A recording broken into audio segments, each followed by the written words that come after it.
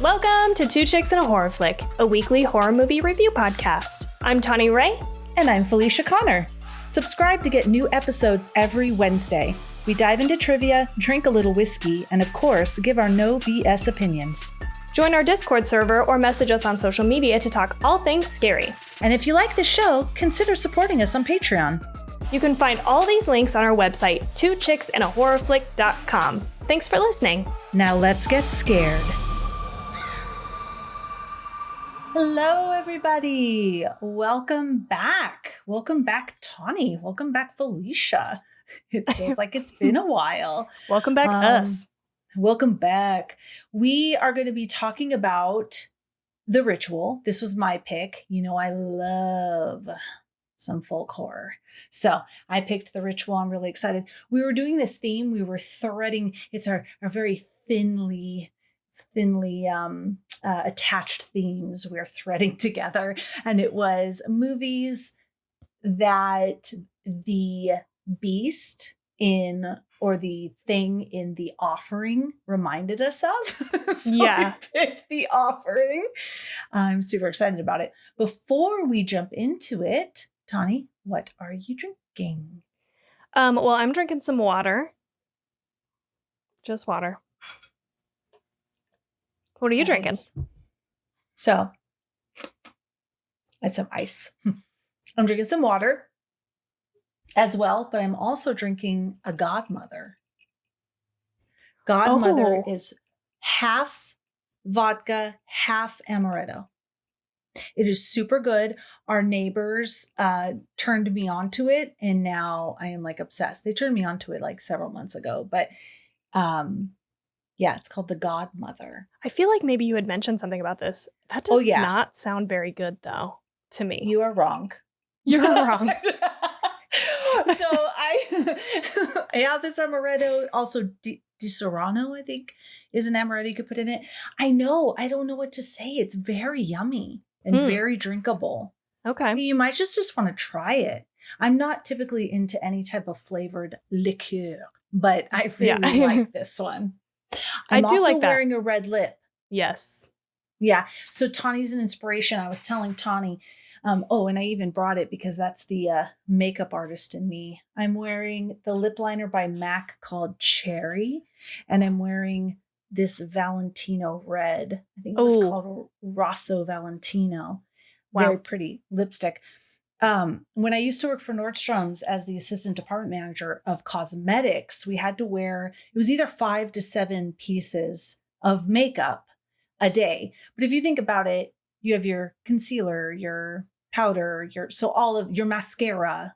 So all of that counts. But I used to have jet black hair, a jet black bob, and I would wear red lipstick all the time. And so I went in, I was getting ready, and I looked at my lipsticks. I have an obscene amount of lipstick for only wearing cherry chapstick every single day of my life. Mm-hmm. And so I was like, I got to wear some of these. I have 40 red lipsticks. At what point do you toss them? Because they don't stay good, right? Never. Well, you can smell them. A lot of them I haven't worn. Yeah. So I buy them, I love them, and I haven't worn them. So I think there's not really any bacteria. They're still pretty and moist. And I mean, honestly, I didn't have these lipsticks when I worked at Nordstrom's. I probably bought them all in the last 2 years. So they're all fine. Yeah. Typically, if they start to smell odd, and people might go, ooh, that's gross. But it's more just kind of like not even chemically. I can't even It's like explain. It loses its smell. That's what I've seen with mine that are really old is they used to kind of smell nice, but it's the whatever they put in there to smell nice kind of fades. And so it just smells, chemically. Yeah. Not in a super bad way, but just in that you can tell it's not as good as it once was. I mean, I do have a lipstick from Urban Decay that I had from when I worked back for Urban Decay. And it still smells so yummy. Really? Okay. Yeah, so yummy. And it's super creamy. I know there's probably some people just I mean, I would never do that with like skincare or stuff that goes on my complexion. I don't know. I just don't wear lipsticks enough that I don't know. Yeah. And there's things like blushes. NARS blushes are microbacterial. So they don't grow shit in them because they're Okay. antimicrobial. Microbial. Yeah. So, Okay, you well, that's just- good to know because I got a you get NARS your- blush that I'll be using for the next probably 5 fucking years. Yes, and I am neurotic about washing my brushes. And so depending on how much you clean your brushes and how you care for your makeup items, your cosmetics, that plays a huge part too on how quickly you need to throw them away and things like that. Yeah, I bet. Makeup 101 with Felicia from Two Chicks. I want to see a picture. Do you have a picture of yourself with the black bob? Oh, yeah. I had it for years. I got divorced and I used to have hair that went down to my belly button, long brown hair. I chopped it off, dyed it black. People always used to call me Snow White because I was super fair too. I'm like the fairest foundation color. Yeah, I have lots of pictures. I will share one in our Discord. I definitely want to see. Yeah. Instagram or something. Okay. So that's what we're drinking. That's all about our lipstick. What else? Tawny, what's going on with you? What happened? What's happened? I know. Lots of stuff. I will say that we went and saw Dune 2 in IMAX. That was amazing. Loved it. Highly recommend. So fucking good. And definitely, I don't know if it'll still be in IMAX at this point, but if you have the chance to see it in IMAX, I highly recommend it because the sound alone is like worth it. So you can really hear what's going on. So that was great. And then I haven't even seen Dune 1. Oh yeah, we were talking about this. And I was like, you should watch it. I was going to watch it on the plane to Malaysia because the flight's so long, but I drugged myself hardcore with Dramamine. So I fell asleep right when it started. Damn. Well, that's okay. You can still check it. I think it's on Hulu also, actually. It is. It totally is. Okay. I'll have to watch that before it goes away. Yeah, definitely. It's so good. It is long. You got to buckle up for a long movie. And the first one is kind of slow. The second one is a little bit more action-packed. So, I don't know. You get a good mix between 1 and 2. And then there will be a third one. I'm not sure if it's been totally greenlit. But Denis Villeneuve, he's the one who also did Arrival. He's doing these. And I don't think that he said whether or not. But he said that it's a trilogy. So. Exciting. And then the only other thing of note I feel like is so I can't remember if I mentioned it to you, but Paige is part of now a group called the Idaho Film Society, and so they are kind of getting some stuff together for film in the Treasure Valley here in Boise where we live, and they're doing a lot of stuff. They're trying to build a soundstage and put together like a gear rental shop. But I believe it's a nonprofit, but she's a curator for the Idaho Film Society. And so what she's been doing is curating films during her slot, which is like Sundays at noon. So she has been calling it Movie Church because apparently that's what Greta Gerwig had people do for Barbie. She like had everybody who was working on that movie come and watch a series of movies that were her, starting points of inspiration for Barbie. And she called it Movie Church. So now Paige is doing this. And we've been going for the last, I don't even know, 6 weeks at least. And yeah, so fun. Most of them are movies that I've seen. And so the two of note most recently, because they're horror movies, we did The Others 3 screenings ago. And then we did The Mist 2 screenings ago. And Tawny loves The Mist. I do. I love it. And I know it's a flawed movie, but I just love it so much. And yeah, so that's been really fun to just go. And they're like, for right now, they're just doing like technical test screenings. So they're free for like friends and family of the curators. Eventually, I think they're trying to charge like a membership, and then you can come to any and all the screenings. But it's really cool to see these like films that people you wouldn't otherwise watch, This last Sunday, we watched a Southern Korean movie called Save the Green Planet, which Paige has talked about the entire time I've known her. And it was very weird.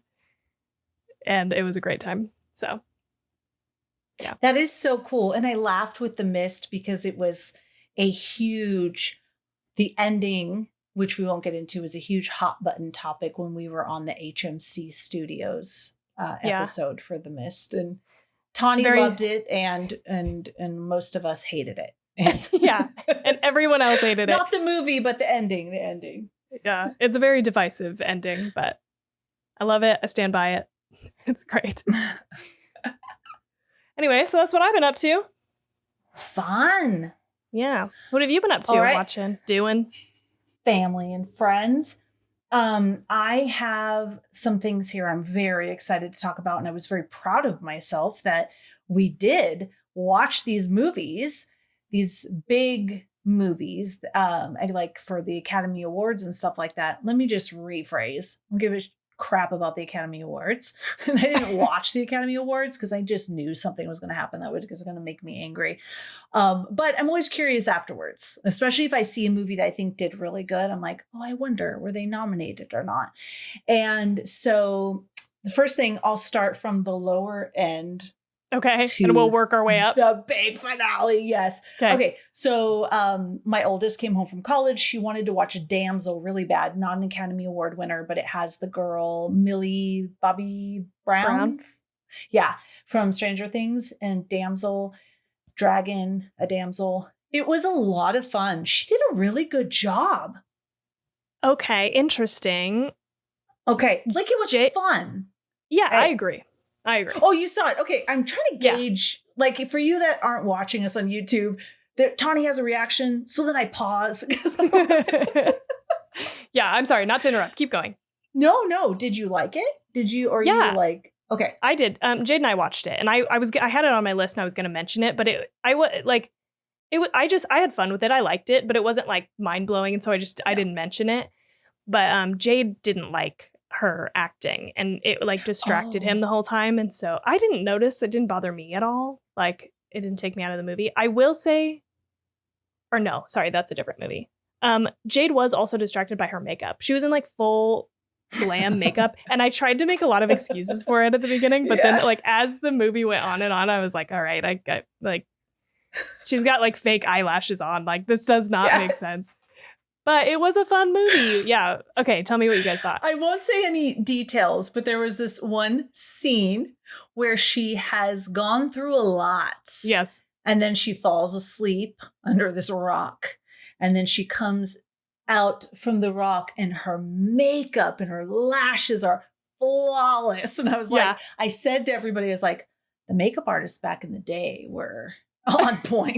They were able to do your makeup to face any situation. I do agree. I noticed the makeup too. She looked phenomenal, but it was like, this makeup was perfect. There was just like some smudges after going through this like horrific thing, but I thought she did good, and it was fun. And again, it's a movie I could watch with my kids, and we all really enjoyed it. So it was really pretty. It was like a visually very interesting movie. Yeah. And I think that's why the makeup didn't bother me, because like everything kind of had this like shininess. Like, I liked the set design, the like wardrobe was good.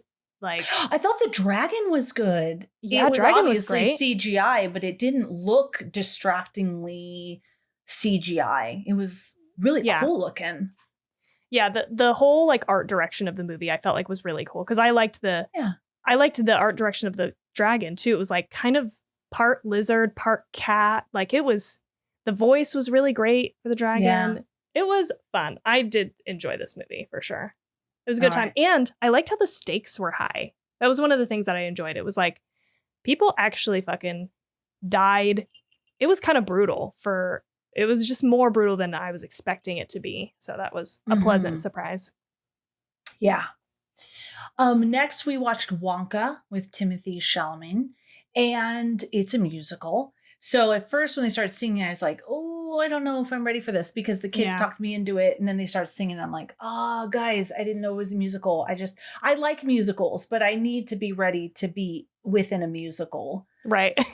For it to work for me. And they're like, please, Mom. So I watched it. I do say go into it with just a fun, whimsical heart, because that's what it is. It is fun and whimsical. I thought it was really pretty and it was cool. I liked Timothée Chalamet. I liked the origins of Wonka. And then I did cry. So if you have any nostalgia to Wonka in general from the original, there are some moments that make you feel nostalgic. And there was one time where they played the music that was in the old Wonka. They played this particular song and I got all emotional about it. But it was because of the nostalgia piece of it. Grew up with that movie and just like, just loved the idea of going to this Candyland. So it was cute. So that's what I have to say there. So go into it knowing it'll be whimsically cute and they sing. So you have to go in for that too. That way you're emotionally prepared for Yes, exactly. Wonka. Yeah. Okay.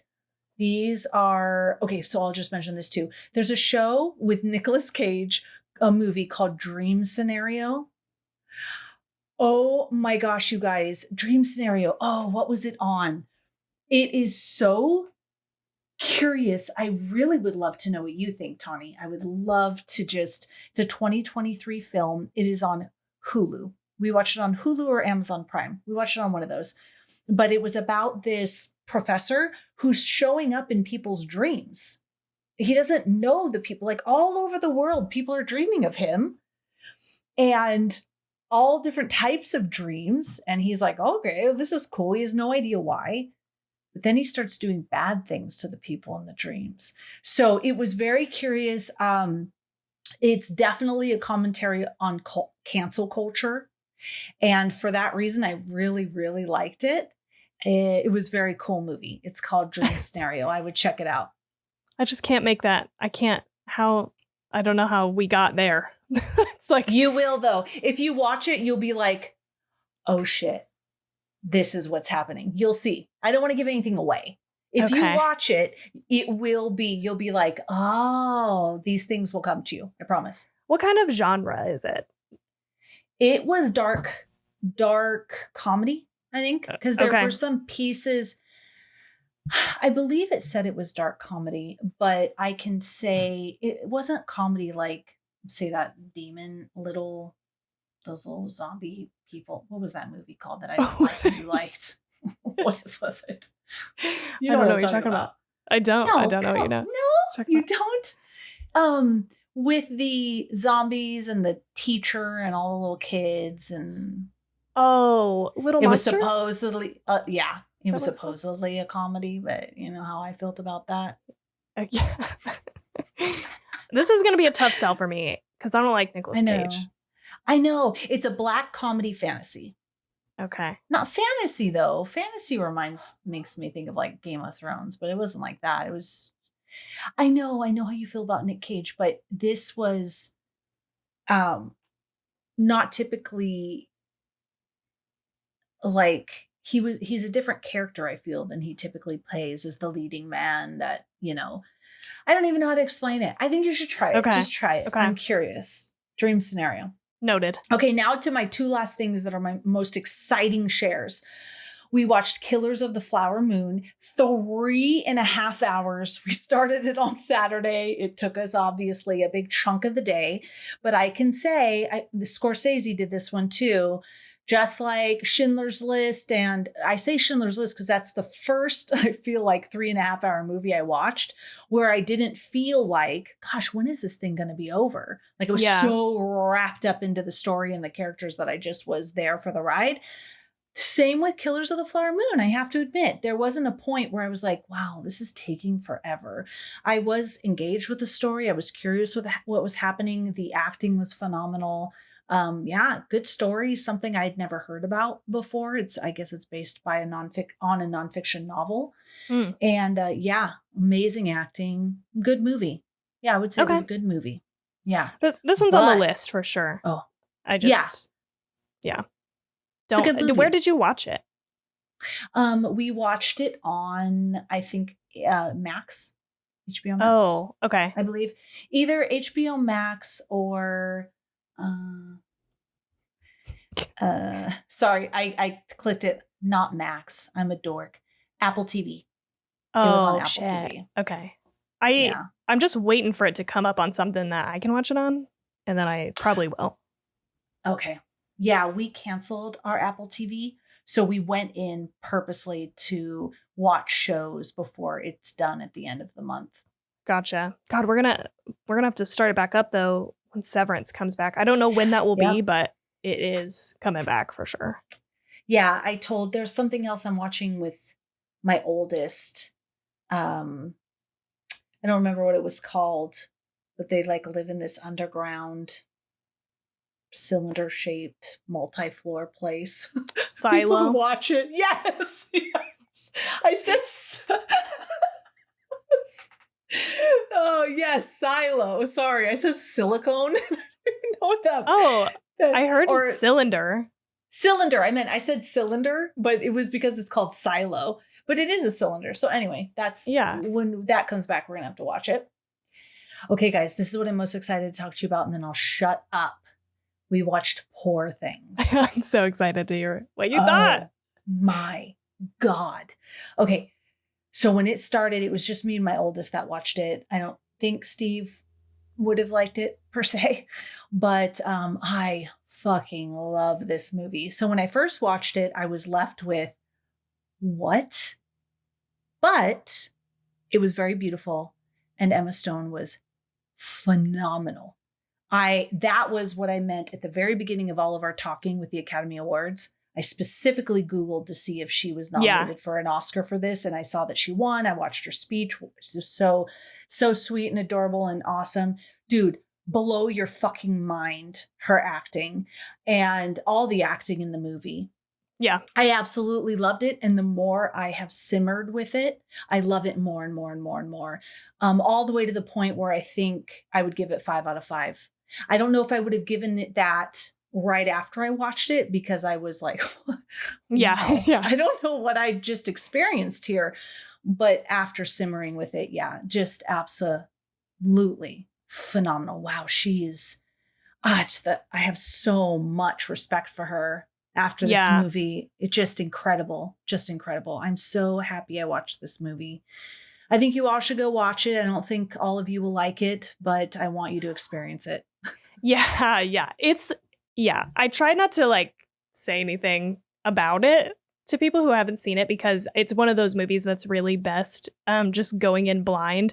But I will say that you have to buckle up for like a weird ride. Like just mentally prepare yourself for a weird movie. But it does such a good job, I feel like, of throwing you into this like wild, like they just throw you into the deep end.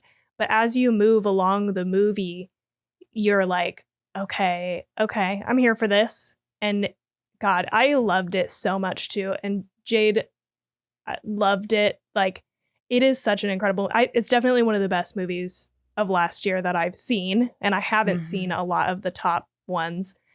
But for sure, this would be in my, like, I feel like I want to say that it's like tied for my top spot, but I don't know. I feel like. What tied with what? I feel like Barbie takes it still. I think Barbie was my number one film of 2023.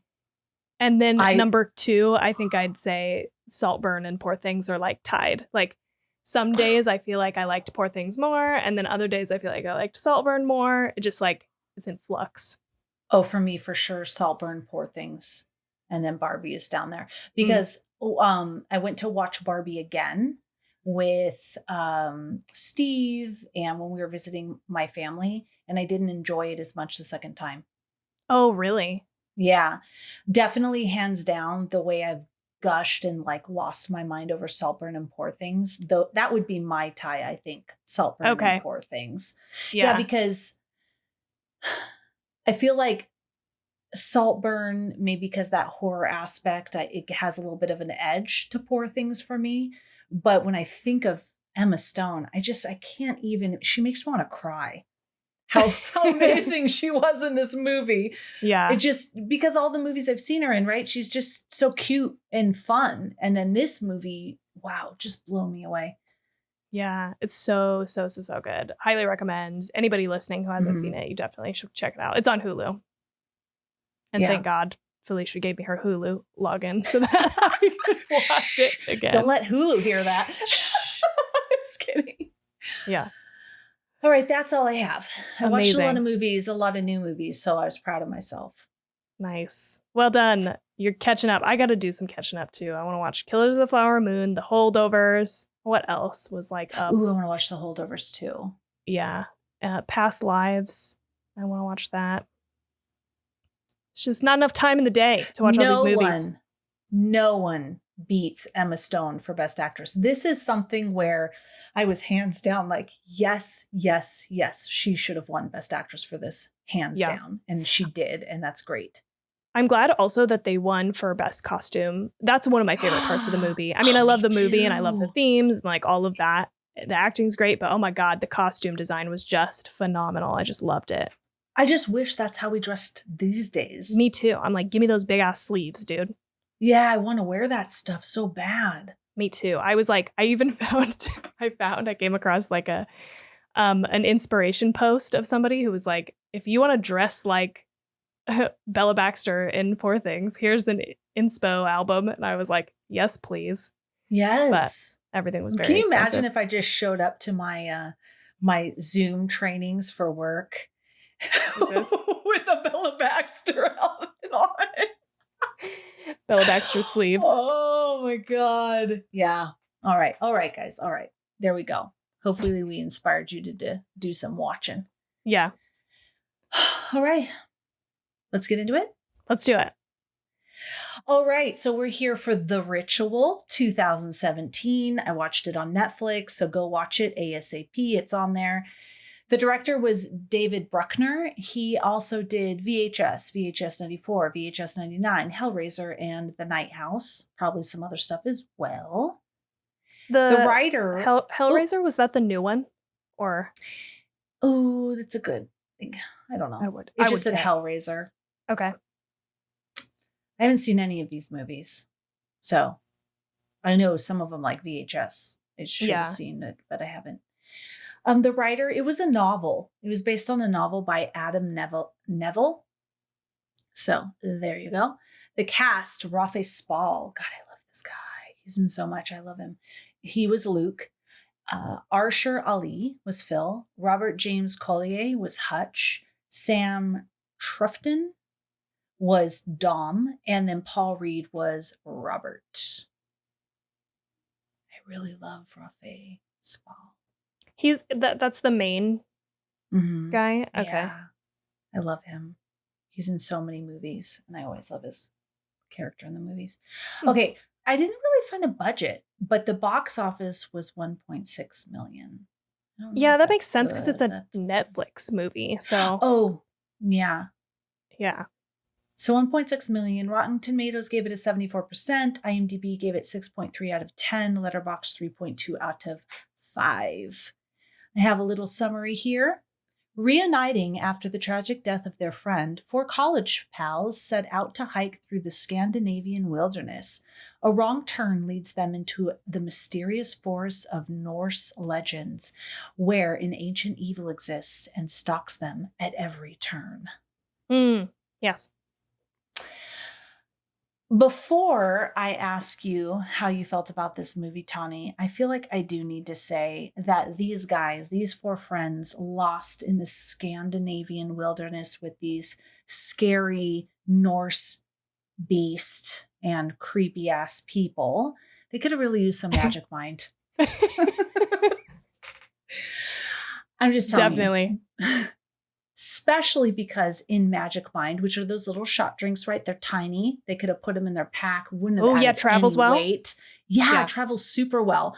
It also has cordyceps, which strengthens your immune system and supports physical endurance. If anyone has seen this movie, they needed a lot of physical endurance, and a lot of them were, kind of lacking on that end, which was putting him Yeah. into some very precarious situations. I feel like Luke had the most physical endurance, but some other ones. Yeah, definitely. So, yeah, Dom definitely needed it with his knee, huh? He was like really hurting there at the end. Oh, yeah, he was. So definitely they needed some magic mind. But guess what? If you're planning any trips to the scariest part of Sweden, or if you're planning on any other type of survivalist type adventures, we totally recommend that you should stock up on your magic mind. So you can go check them out at magicmind.com/Jan, Jan, 2 chicks, and that's TWO chicks, CHICKS. And you can also use our discount code 2chicks20, so 2 TWO chicks, CHICKS, and then the number 20 to get 20% off any order, both one-time purchases and subscriptions. So definitely go check it out. Yeah. And you don't have to be going on a super terrifying hiking trip to drink them either. You can just drink them to focus better at work, which is what I did earlier today. So highly recommend. Well, if you're a regular listener, you also know that we took them on relaxing vacations where we didn't have to stress at all about anything. So I really think that there's no scenario where these little shots would not be helpful. A good little, helpful little carry-on.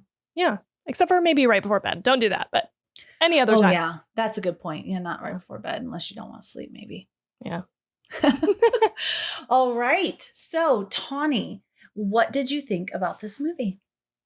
I really enjoyed this movie. I feel like it's great. Watched it right when it came out. And so this was the second time watching it. I never went back and watched it again after the first time, and it really stuck with me. Like I remembered a handful of scenes still from this movie, having only watched it once a handful of years ago. It was funny because Jade was asking me how old it was. He also watched it and loved it, but he couldn't remember what the movie was. And so I was like, we watched it kind of recently. I was like, maybe not super recently, but like a handful of years ago. And then I looked up the year. He was like, 7 years ago. So, I don't know. Time stopped after 2020. And I was just thinking like a few years, but I really enjoy it. I feel like this is a great, you said like folk horror, and I feel like it kind of turns a little bit of the tropes on its head. This like lost in the woods, which I think is super terrifying. Mm-hmm. So that's fun. And I always feel like this is, the male, it's like the male group, like from The Descent. You know what I mean? Like it feels like The Descent to me, kind of in that way, because because of the internal group kind of politics a little bit, which I think is really great and serves the story. So yeah, I love it. How did you feel? That's awesome. What a great comparison. A male version of The Descent. That's a great comparison. I also really liked it. I really enjoyed this movie. I love folk horror. It's absolutely hands down my favorite genre. I just love it. Horror laced in with religion, and that could be pagan religions, spiritualities, anything like that. I just really love it. I thought it was very scary. I thought the acting was great. I was scared with the different things that were happening, and the idea of being lost in the woods and how they portrayed that was just like terrifying. How would you ever get out? It was extremely stressful. I liked how they weaved in those elements. I loved the beast in it, how you only got these glimpses. And I found myself rewinding because I would look in the background to see something and I didn't see it until it moved. And then I'd want to rewind it so that I could see it again. I just really loved all of that. I thought it was a really scarily fun movie. Yeah. I liked it a lot.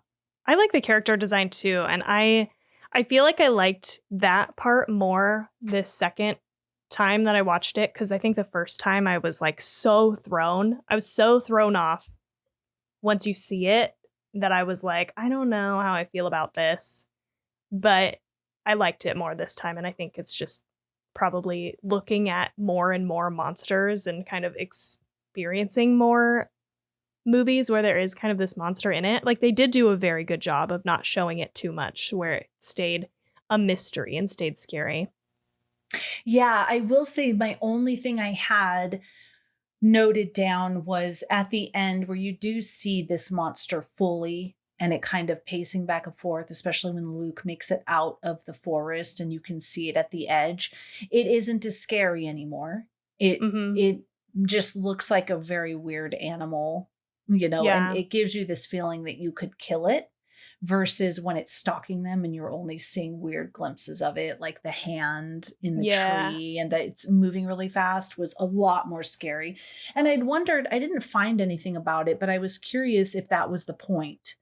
Like this thing is so daunting and terrifying, but then maybe your fears aren't what they seem. They're not as scary as they seem, but I didn't see anything as that being a theme. And I guess that wouldn't make sense since to all his friends, it's pretty damn scary because they're all dead. Yeah, well, but I don't know. Maybe you could read it that way from the main character because his whole arc is that, he was in the store when his friend is attacked by these people robbing it. And so he dies as kind of a result of his inaction.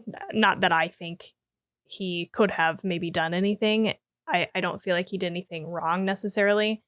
But yeah, like maybe you could read it that way, is that now that he has some more perspective, like the thing that he was scared of, it wasn't actually that scary and he was able to defeat it. Maybe that's how he feels about the first attack. But I also don't think that that's what the movie is like trying to say.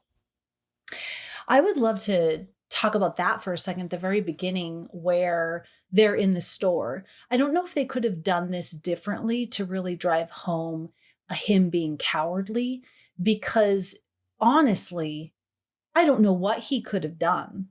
I almost felt like it was almost, I don't know if I'm using this toxic masculinity correct. Maybe I'm not, but it's really tough for men in the sense that they should be able to overtake and protect anybody in any situation, which is just not reality. Where he was at, they didn't see him. They clearly saw his friend because he was right in the way. And so he ducked behind these aisles. What was he supposed to do? Just stand there? I'm not going to duck behind the aisle and possibly save my own life. He didn't draw attention to his friend. His friend was very clearly in the sight path of the two robbers that had like this crowbar or what have you. And so then he is sitting there behind with a wine bottle. He was so far away from their guys. There was no way he could have snuck up on them. He could have jumped up and run at them with the wine bottle and they would have just beat the shit out of him and probably killed him and his friend. Yeah. I just didn't think it was a situation at all where honestly he could have saved his friend. What I did think was his friend cost himself his own life. Give him the fucking wedding ring. Yeah. Period. If it's your wife they're wanting to take, okay, stand up. But, right. But it's your wedding ring. Give him the wedding ring. Give him your wallet. His friend was like, no, I'm not going to give him my wedding ring. And he got himself killed. That's how I see it. No, I agree. We felt the same way. We were like, really, the person in the wrong here is him for giving up the wedding ring because it's like replaceable and who cares? I think maybe you could say that it might not have made a difference either. Like these people seemed like they were very volatile people. We didn't know what they were going to do. Well, how about his friend putting his life in danger by not just handing over his wedding ring? His friend who died wants him to risk his life because he's not willing to give him over his wedding ring. Yeah. No, I don't think that's reasonable. I'm really mad about this. It's not reasonable. So Tawny, if we're in this situation, give me your fucking wedding ring. Okay. I will do my best to save you. But if you were like risking our lives over your wedding ring, it's not going to happen. No, definitely. I'd be the same way. If I were there standing next to that person, and I was a part of that altercation, I'd be like, give him the fucking ring. Are you kidding? Give him the fucking ring. And if you were looking at me like, come on, Felicia, get out here with your wine bottle, I'd be like, fucking give him your ring. Yeah. Fucking do it. Give him the ring. Yeah. No, I don't. I hear what you're saying, but I think that's what makes it good. I think that's what makes it a good scene, because I don't think that really he was in the wrong, but you would feel guilty if you were that person and that happened to you. I think that's the point of it, is that it puts us in his mindset about it. And there is this question, because you would always feel, even if that was the right thing to do for yourself and no one would question you, number one, you would always feel bad about it. And number two, I bet your friends would also question it because they weren't there. They didn't see what happened, you know. And also I think you can't expect somebody to do something that you think you might do in a situation like that, because you may not even react the way that you think, you know? Yeah. And I do feel that this is more applicable to men than women. I really do. I feel that your male friends would expect you to have done something, because in their own mind they feel like, oh, this is what I would have done, right? And it just plays into that. Nothing against men, it just plays into that they are the protectors sort of thing that they have to, you know, live with. You're the protectors, everyone looks to you, versus women have to be more careful because often we are victimized, right? In lots of various ways. And often we're looked at as the people, you know, that you need to protect. I mean, even in the, even in like war, you know, don't kill women and children, you know, like is not typically, I don't know, you know what I'm saying is like, this is something that people say. It's not like women and children aren't killed all the time in war, but there's just this idea in it wouldn't be, this wouldn't work the same way if we had a cast of women. No, because like I was like, there was no way I could have done it. I think it would be accepted more than if it was a group of men. Totally. Okay. Thank you. Yeah. I thought this again when they are like, this beast is taking people and you're sitting there and you're like, I should run after the friend that it took and do what? You know, right. You'd be so terrified. Not that you shouldn't go after your friend, but I could also understand like why you wouldn't, or what a hard decision that would be, especially in this, like, what is this thing? It'd be so terrifying. Yeah, like when they leave the tents, you're like, oh, fuck. It's like the middle of the night. You're not going to catch him. Like, you're going to lose. You're going to get lost. And then you're going to lose all your stuff because it's with the campsite. And you can get lost in the forest so fucking easily and so fast. You know, like, there's no fucking way you'd be able to make your way back. And so that was, like, not a great decision. That was one of the things that rewatching kind of annoyed me this time, is I didn't pick up on it the first time, and I didn't remember it, but like they do make a lot of bad decisions. And so that was annoying me. Like what? I don't, just the whole setup kind of is like, I don't really love the idea of like trying to off-road after that guy hurts his knee. Like, there's two paths that we can see as the audience, and it's the way that they came, which just looks like open fields of nothing. And then there's, let's cross mountains. Like, the verticality is insane. You'd have to cross like 3 fucking peaks to get to the lodge where they're going. Oh, that's true. And I'm just like, I don't think that this makes sense, because that's going to be harder on this guy's knee than just like this flat way. Like, yeah, it might be longer, but God, it'd be harder. They should have made the shortcut really look like a shortcut. Yeah. Because it did not. I was like, that would be days. You'd be hiking for days. Well, they said like they'd be there by the evening if they went that way. Yeah. But it didn't look that way. You're absolutely right. They should have made it more like, oh yeah, I would totally take that route. It doesn't look that bad. Because then once you get into the forest, it traps you in there. Yeah, and you can get lost so easy, you know? Yeah. So going into it maybe should have been like an illusion of where it doesn't look like that dense of a forest. Pretty straightforward. There's our goal. We can make it there by evening. Yeah, I would have bought that more. And then, you know, it's like they run after that guy in the middle of the night. That was like not a good decision. It's like, I don't know. I can't think of anything else off the top of my head, but there was like a lot of moments. I wondered if Luke ran after that guy because he didn't step up for his friend in the store. And so I definitely, now he has that moment, right? Of he's like, do I look after him or don't I? Or, Yeah. I'm sorry, do I go after him or don't I? And then he does.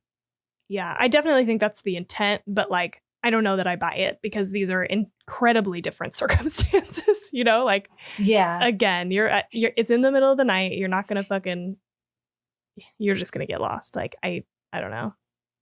Okay. So I have some trivia. Let me interject here. Okay. So the original tagline for the movie that was going to be used in advertising was "They should have gone to Vegas."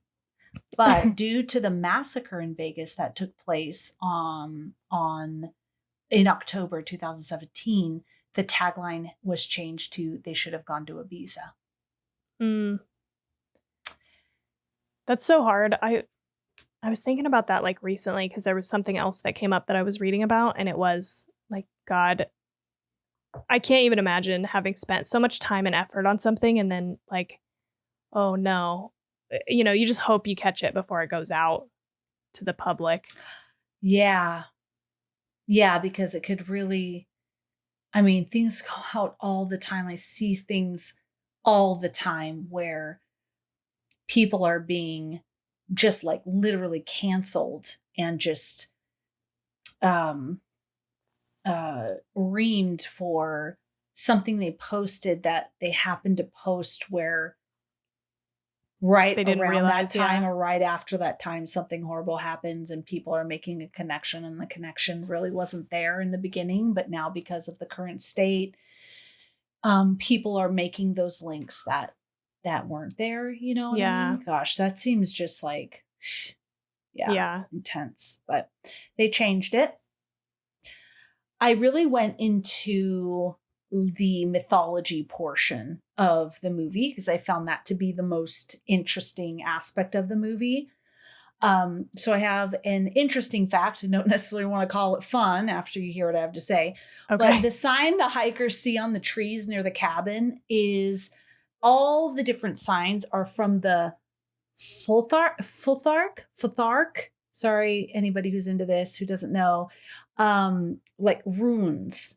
So it's the runes of the Futhark, which is an ancient Germanic alphabet.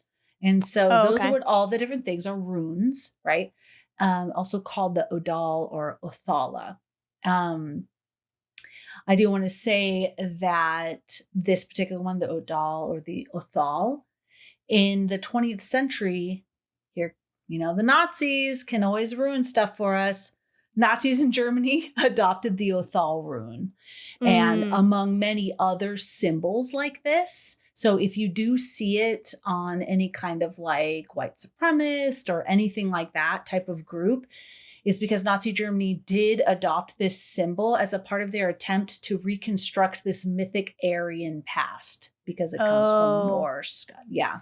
So that you might see, sense. But it's not originally have anything to do with like the Nazis. But unfortunately, since they adopted some of these things, you see them now. That's what you attribute them to. And they've ruined it like many other things.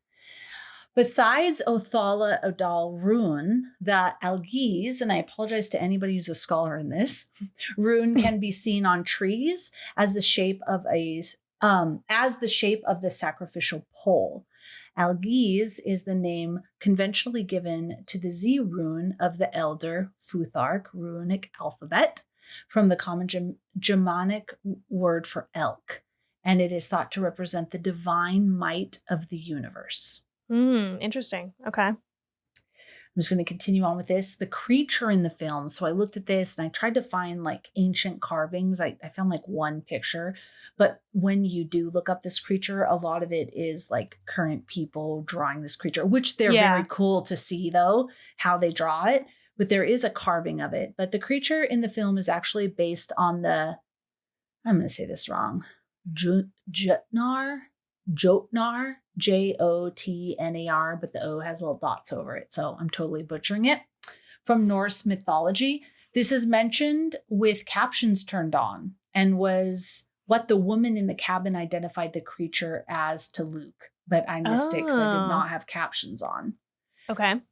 So this particular thing, the Jotun, whatever, in Norse mythology, is most commonly known as a species of giant that is marked for having superior strength and the advantage of massive size to tower over their mythological rivals. And in classical stories, they aren't too dissimilar from a troll or an ogre. However, when they were translating these ancient texts, some people felt that they weren't really as big, that like ogre or the size attributed to them, that they were inaccurately called giants and they actually weren't as big.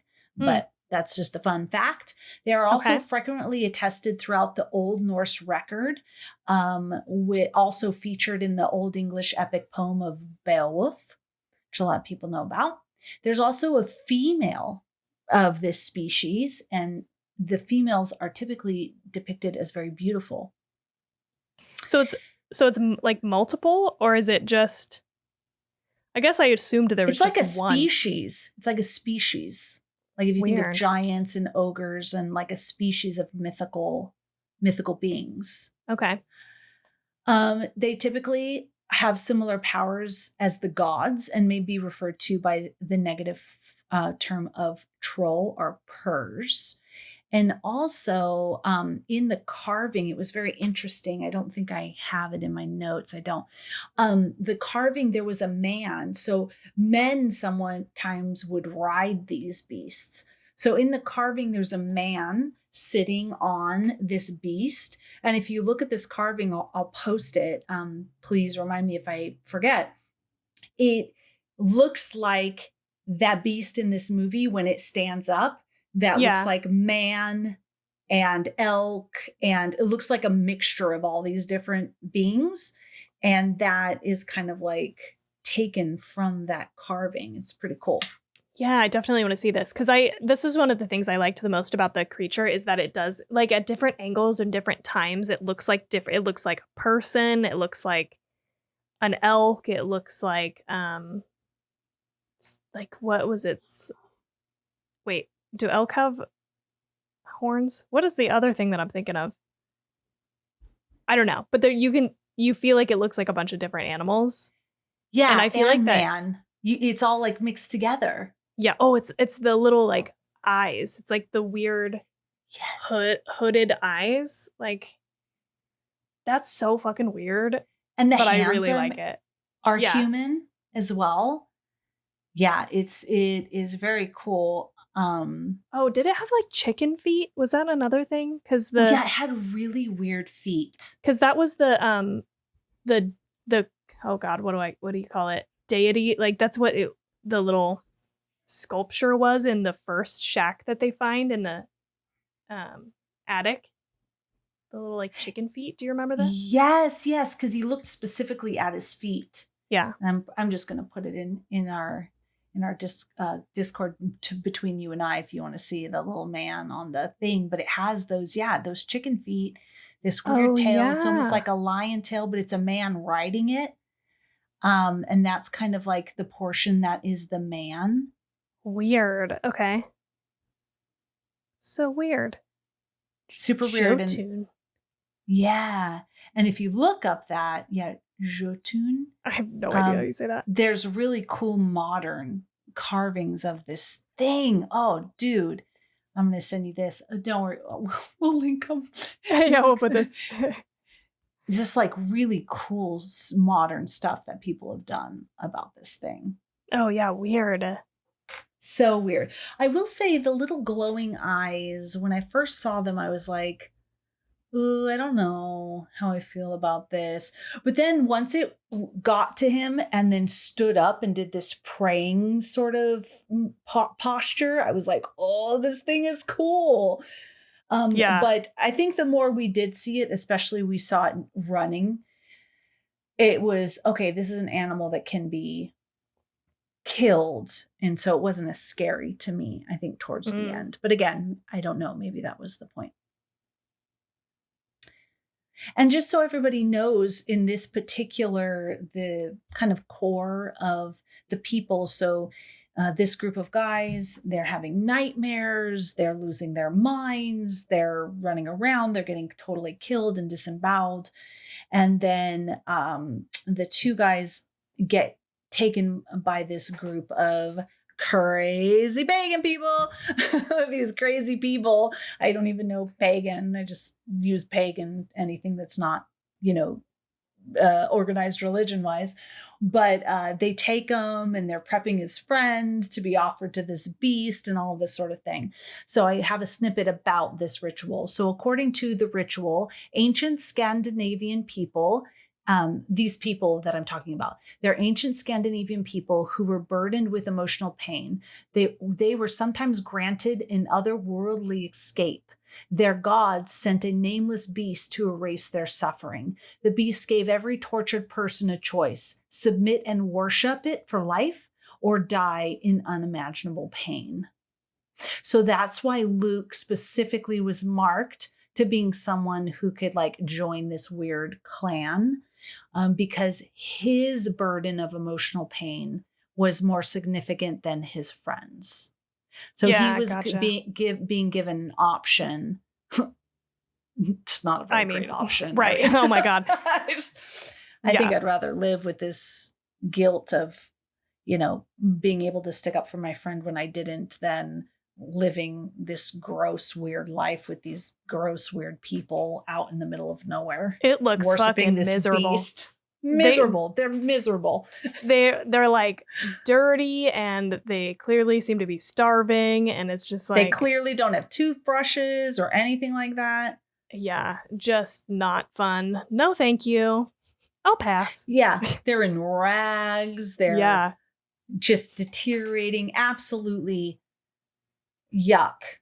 Absolutely not. I mean, I could go back to the modern world and see a psychiatrist and probably have a pretty decent life than this, and having to sacrifice people. I mean, I wonder what happens. Is there that many people that travel through this forest? I think they said something. Didn't they say something about it?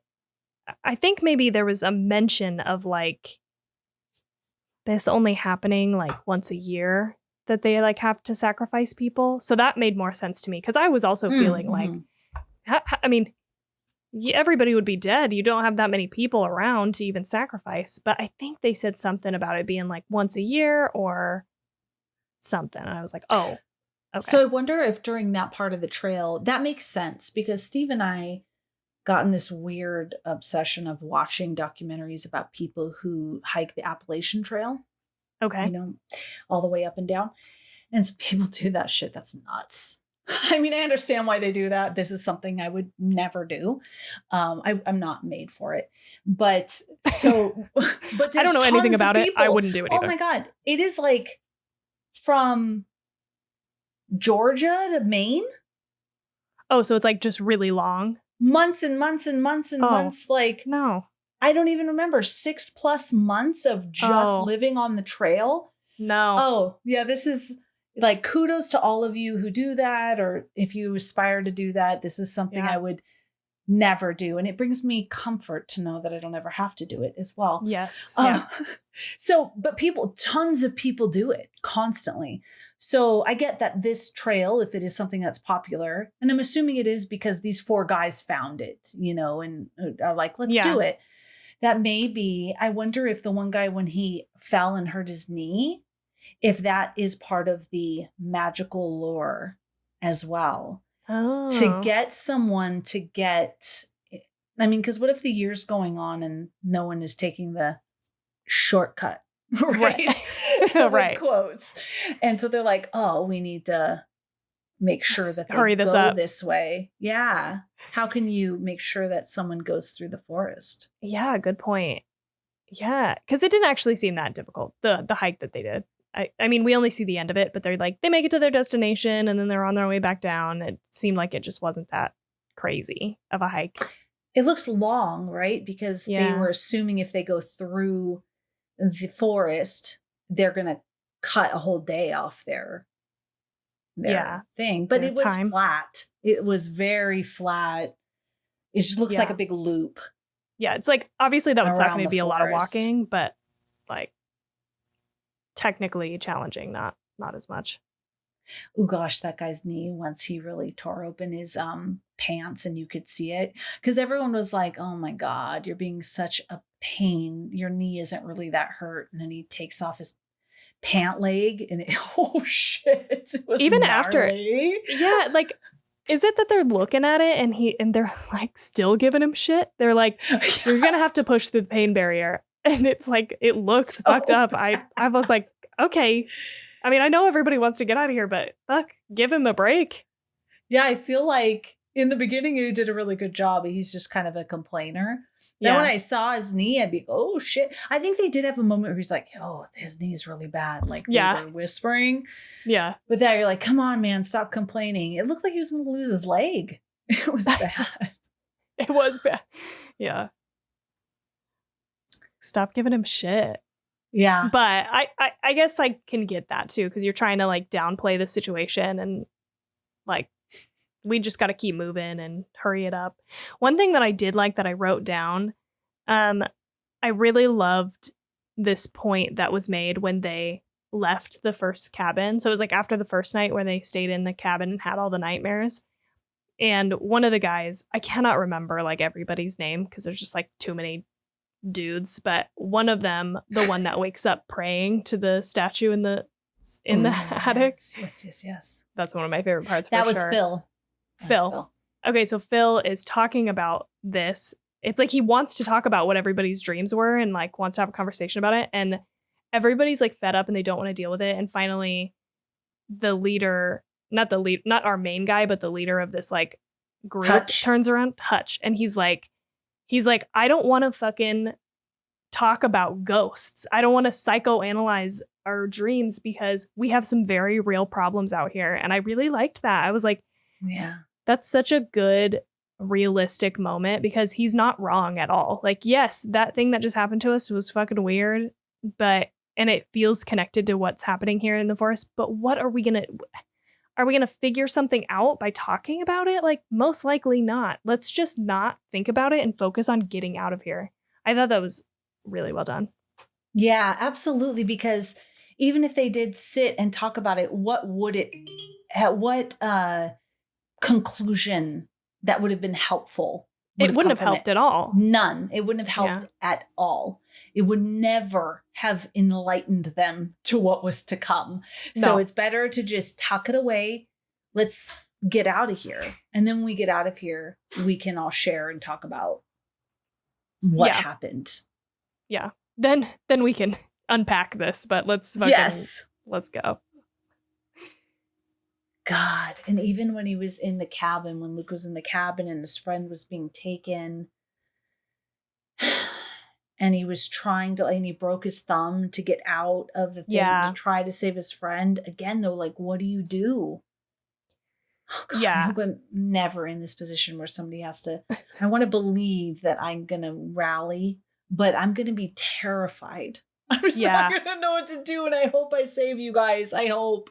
But I just don't know. I just don't know.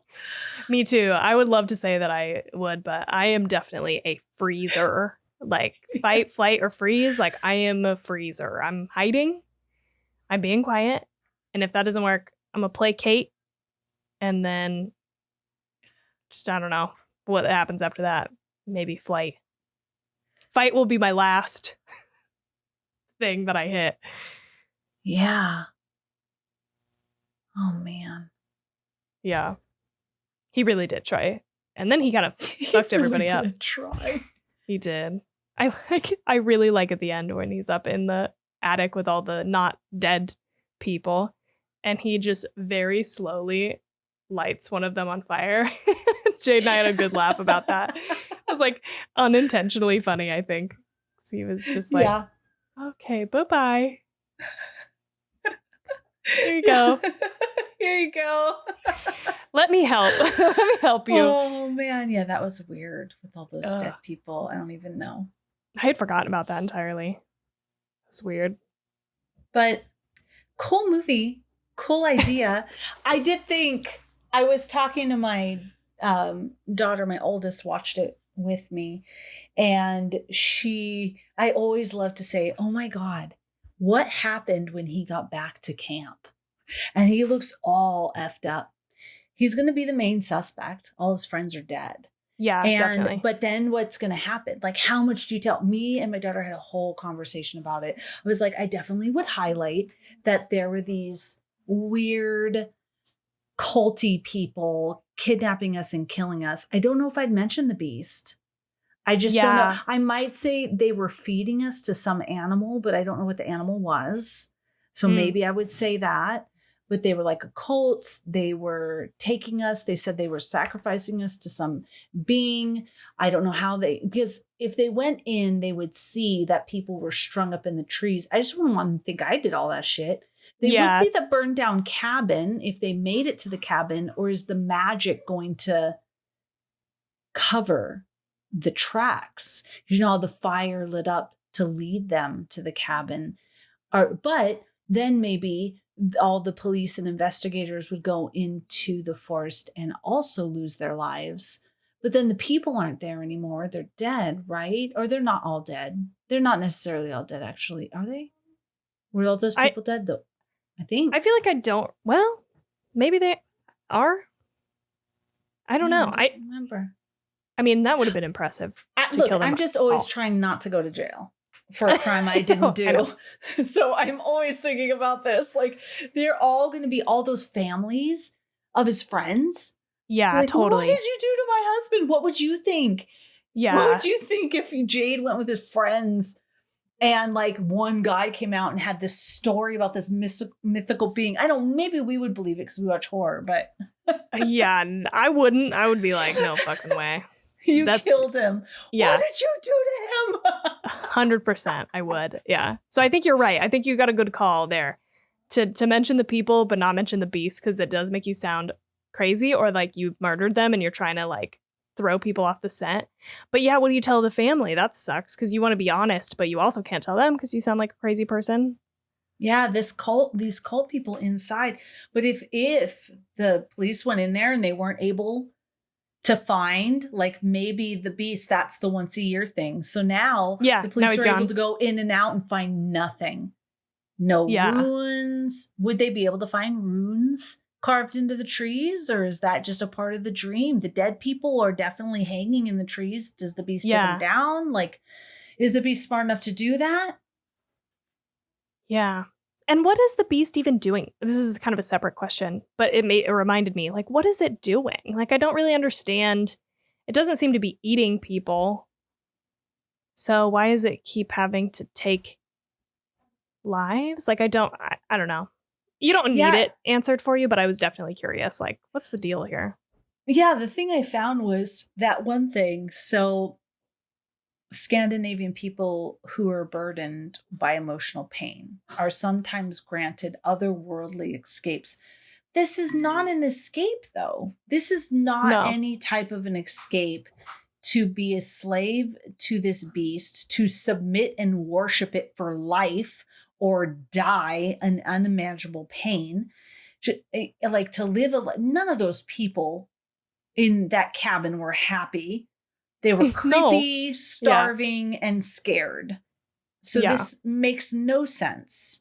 I did read something where it actually, in the Norse legend, terrorized women. But yeah, there was like, okay, I also got the gist that these particular beings weren't negative until there was something about when Christianity came in, because, you know, paganism, Christianity. So a lot of pagan type things were made evil, like Pan, who is the protector of the forest. He has goat legs.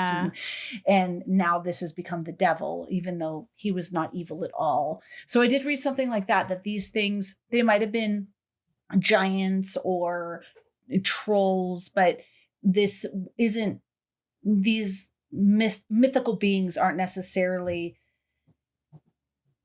evil like we see ogres in fantasy movies where these things are evil. I guess a good example would be Lord of the Rings. Isn't the little guy like a troll or something? The small guy with the red beard. What is he? people who love He's Lord a of the Rings dwarf. are gonna be I think he's a dwarf. A dwarf. Okay. So I think like these different mythical beings weren't necessarily evil. But then when Christianity came in, it made them evil and gave them this evil tone. So maybe when that happened, the full baked out story of why these things are evil wasn't finalized. It wasn't present. That makes sense. But I did wonder, like, within the story, you know, it seems like this thing preys on, like, memories or... but it seems really different for our main character.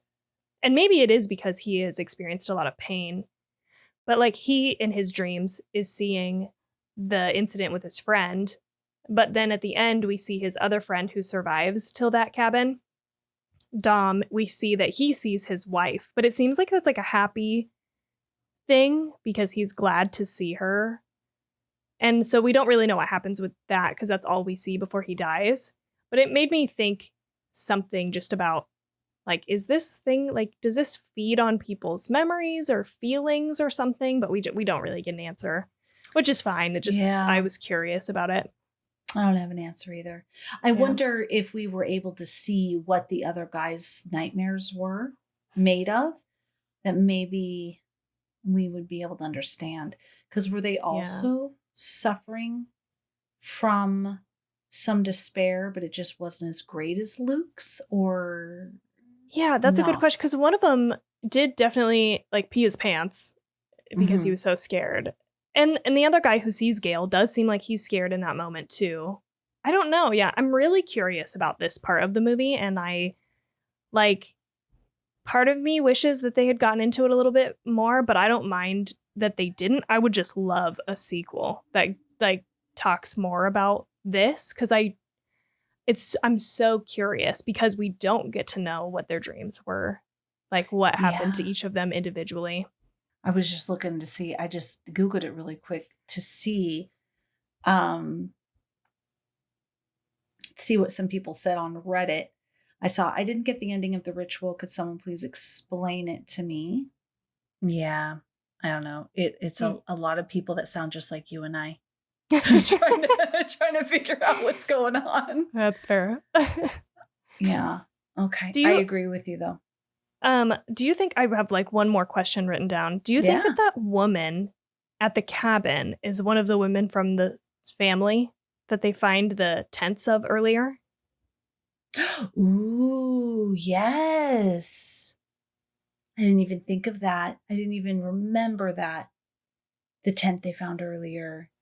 Yeah, we flip-flopped on it. Because she definitely seems newer to the group, for sure. And she can speak English to him. But the age isn't right. Like, because I think that there were parents, but that was in the 80s. And so that would have been, 30, 40. Was she one of the kids? But yeah, that's what I was wondering. Maybe one of the kids. Well, I don't remember. What did they say about the I remember them finding some items from previous campers and hikers. Yeah. They said that it was from the 80s? Yeah, because they found a credit card that expired in like 84 or something. Yes. Yeah. What if she was the kid? And, as a kid, you can have unimaginable pain. Yeah. I feel like there's so much happening in the background of this movie that is really interesting that could be further explored. Like, we can even get a prequel, right? Because of that. Like, get a prequel with this family and just in general. Like, I would love that. Yeah. Did you happen to find anything? Netflix, I feel like, is not like great about doing sequels or whatever. They seem to kind of be, for movies, like one and done situation, but I didn't when I was researching. And so then I said, any sequels for the ritual? And I see Reddit. The ritual needs a sequel, please. Let's see. Is the ritual based on the Blair Witch Project? Definitely Blair Witch vibes for sure. Yeah, definitely. I don't see anything about a sequel or prequel for the ritual. No. Okay. Just people saying it needs one. Yeah, agreed. Yeah, this is one I would like to see too. Some more stories before or after. I'm there for it. I'd love it. Yeah. Give us the establishment of that weird group of people even. I'd take that. Yeah, if you don't have much more about that particular beast as far as the legends, because it doesn't seem like there's a whole lot. Yeah, just the people, like Yeah. how they got there. And like it seems like the old lady was maybe one of the first. That yeah, What was what I was getting happened? to. Yeah, I don't know. Anyway. And tell me more about those dreams. What are the Yeah. dreams of the other people? How do they pick? Like everyone has pain. They just pick the person with the worst pain is given the opportunity to what? Leave a miserable existence even more miserable than living in a normal world with guilt? Yeah. I don't know. Maybe those people in the attic are living their best lives in their head.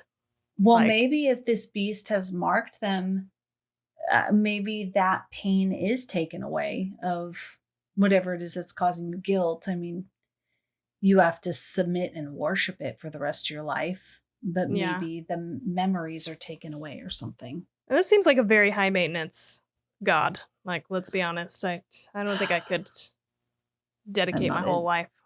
No. I'm not into it.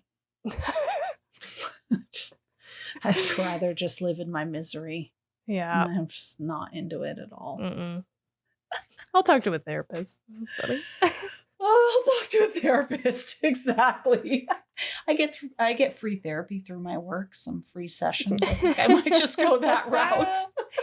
I might try that first. You're talking to it. Actually, I might. We have an employee assistance program at my work. I think I'll just try that first. But you know what? If that doesn't work out, I'm totally willing to come back and give it another shot. I'm all yours at that point, but I got to try this first. I mean, it's just part of my benefits, like I got to give it a shot, right? And then got to take advantage. I got to take advantage of these benefits, okay? Oh, man. All right, Tawny, do you have anything else? I don't. Let's rate it. All right, let's do it. All right, Tawny, how about you go first then? What do you score this movie?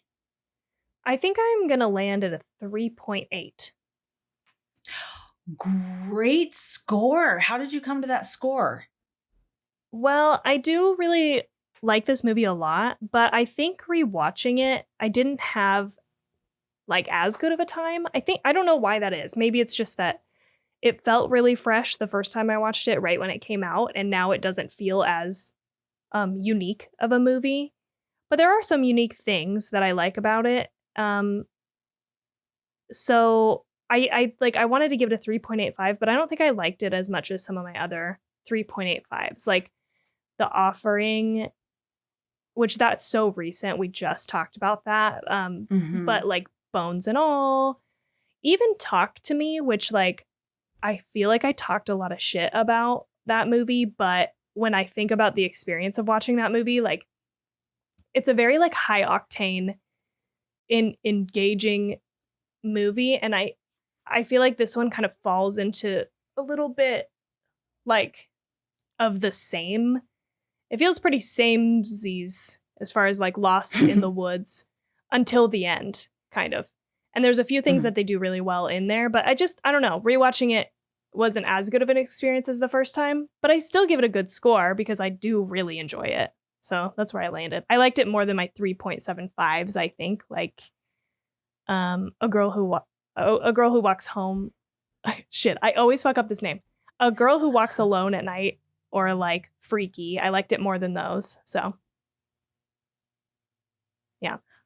Good score. Really good score. I was looking, okay, I have the only 3.75s I have: Silent Hill, The Orphanage, Wicker Man. Oh, The Wicker Man. I have been recording The Wicker Man was just so much fun. So fun. I got hit with one of those moments a few days ago where I was like, oh my God, I want to rewatch The Wicker Man. It's fun. It's so fun. I saw that as a kid with my mom because my mom was into that old school movie. And gosh, I just remember recording with you and singing. And dude, it was so much fun. Oh my God. Oh, this is we got to watch it again. Yeah, we do. We got to have someone watch it with us. Yeah. I was just thinking too, like this would be a great like event type movie where you like have people over and you get some drinks and you fucking put it on. Oh. And just talk about, oh God, that would be fun. Yeah. Okay. That is a great score. 3.8. So I'm going to give this movie a 3.5. And for me, that's a good score. I think the movies you mentioned, I agree. And based on the scores that I gave those movies, it kind of falls in line. So 3.5 movies I really liked that I feel like I enjoyed the same. When Evil Lurks. I have War of the Worlds was 3.9, which I do feel I enjoyed more than this movie, just for me. My 3.25s, I definitely enjoyed this movie more than that. And so then I went back to like Talk to Me was really high for me. So, but Angst was a 3.5. The Fourth Kind was a 3.5. These are movies, It Follows, I really, really enjoyed. Like, I don't dislike them at all. But then when I look up a next level, like a 3.75, I didn't really have many of those. But let's see, see if I can find anything. Well, I have a 3.85, The Offering, and I like this more than The Offering. Neon Demon was a 3.4, and I liked this more than Neon Demon. So I feel really good about that as far as how I've been rating movies, 3.5 for this movie. And again, the movies that I've rated 3.5s, I've really liked. When I think back at Angst, it was so disturbing. And this movie, it just keeps coming back into my mind. I don't remember anything negative I said about it. I must have said some negative things, but I don't remember them because it was so impactful. So, yeah, it was, I mean, it was definitely like a low Jeez, that was budget. Fucking intense. That was an intense movie for sure. It was intense. Yeah, we're close. We're close on scores, just like a few 0.3 off. Yeah, Titan was a 3.5 for me as well. Like, and I remember really liking that too. Mm-hmm. Just gotta go with my gut. I feel 3.5.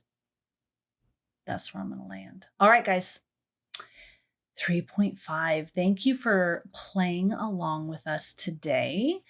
If you like us, follow us on Instagram at twochicksandahorrorflick, all spelled out, all letters. Or you can search for us on your favorite social media platform and we will be there and you can follow us there. And what else, Tawny? You can support the show by giving us a like, review, and subscribe on whatever podcatcher you're listening to us on. And next week, we have been kind of doing it movie by movie, but now we know what we're going to watch next because our theme was very loosely things that The Offering reminded us of that we wanted to watch and talk about. And so it's interesting looking at it through that lens because I'm thinking now that we've just rated it and we just talked about The Offering, these are definitely two movies that are folk horror that give a little bit of a fresh perspective on the types of movies that they land in, both The Offering and The Ritual. My movie next is A Dark Song. And that's right. It's different than that. Like we're not gonna keep in that same theme. And it was more just like the kind of, I don't know, like super old what am I trying to say? Like old, ancient, not well known, like ritual type stuff is where we're going next week. So I like that. But lower your expectations because it's like a very low budget movie. That's all. I'm kind of excited for it. I saw this is totally random, but I saw this tattoo this woman had all the way up her side. So from her hip all the way up her side behind her breast of this beast from The Ritual. Oh, no way. Like, oh, jeez, that's hardcore. You're ready to make some love and you take off your shirt and there's like this massive, terrifying beast crawling up your side. Anyway, sorry, random, but We're going to need pictures of that as well. Yes. In the Discord. Anyway, but that's it. So we will see you next time. And we hope you have such a good night. No nightmares.